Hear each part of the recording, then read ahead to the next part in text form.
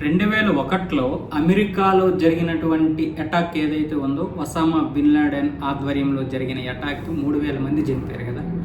ఆ అటాక్ సమయంలో కూడా పాకిస్తాన్ని ఒక ఉగ్రదేశంగా అమెరికా చెప్పలేకపోయింది.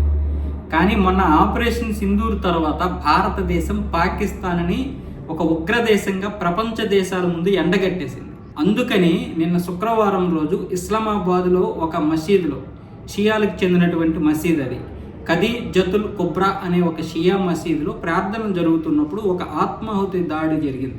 ఆ ఆత్మాహుతి దాడి చేసినటువంటి వ్యక్తి ఎవరైతే ఉన్నారో వాడు అక్కడికి వచ్చేసరికి సెక్యూరిటీ ఆపారంట. దెబ్బకి వాడు పేల్చుకొని చనిపోయాడు. అక్కడ 31 మంది చనిపోయారు, 170 మంది గాయపడ్డారు. ఇప్పుడు దీని గురించి మాట్లాడుతున్నటువంటి ఆసిఫ్ ఖవాజా, అంటే ఆ దేశ రక్షణ మంత్రి, దీని వెనుక భారత్ ఉంది. ఎందుకు చెప్తున్నాడు భారత్ ఉంది? భారత్ ఆఫ్ఘనిస్తాను ఇక్కడ ఉన్నటువంటి ఉగ్రవాద సంస్థలతో చేతులు కలిపి ఈ విధంగా దాడులు చేస్తున్నాయని ఇప్పుడు అంటాడు. మరి ఎక్కడ ఉన్నాయి ఉగ్ర సంస్థలు? పాకిస్తాన్లో ఉగ్ర సంస్థలు ఉన్నాయని వీళ్ళే ఒప్పుకుంటున్నారు. మళ్ళీ ఏమొచ్చేసి ఉగ్ర సంస్థలు లేవని వీళ్ళే మాట్లాడతారు. అయితే ఆఫ్ఘనిస్తాన్ పేరు భారత్ పేరు ఎందుకు? సరే, ఆఫ్ఘనిస్తాన్ వాళ్ళు చూసుకోవాలి. భారతదేశం పేరు ఎందుకంటే అమెరికా లాంటి దేశం మీద దాడి చేసినా వాళ్ళు ప్రపంచంలో ఏ రోజు పాకిస్తాన్ ఉగ్రదేశం అని చెప్పలేదు. పైగా అమెరికా మాతో ఇప్పుడు వాణిజ్య సంబంధాలు కూడా నిలుపుతోంది.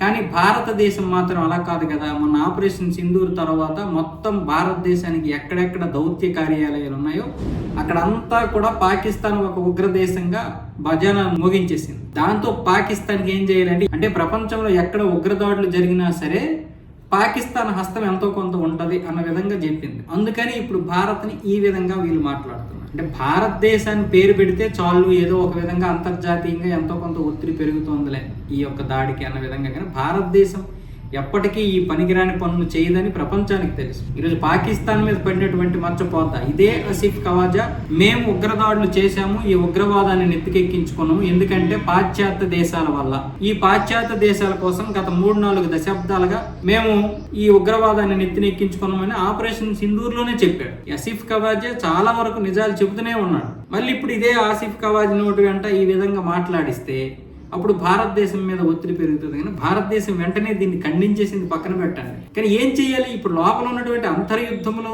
మునిగిపోతున్నటువంటి పాకిస్తాన్ ఎలాగ ఈ సమస్య నుంచి బయటపడాలో అర్థం కాక తలబొట్టుకుంటుంది. మొన్నటి వరకు ఏమొచ్చేసి బలోచిస్తాన్ లిబరేషన్ ఆర్మీ వాయించేసింది, 200 మందిని లేపేసింది, పోలీసులు కావచ్చు, ఆర్మీ కావచ్చు. అలాగే వాళ్ళు కూడా వీళ్ళని 200 మందిని చంపేశారు. ఇప్పుడు ఈ విధంగా దాడులు జరుగుతుంటే ఎలా అడ్డుకోవాలో అర్థం కాదు. ప్రపంచ దేశాల్లో ఉన్నటువంటి మిగతా దేశాల మీద ఉగ్రదాడులు చేస్తారు, కానీ వీళ్ళ దేశంలో ఆ దాడి జరిగేసరికి మాత్రం తట్టుకోలేకపోతున్నారు.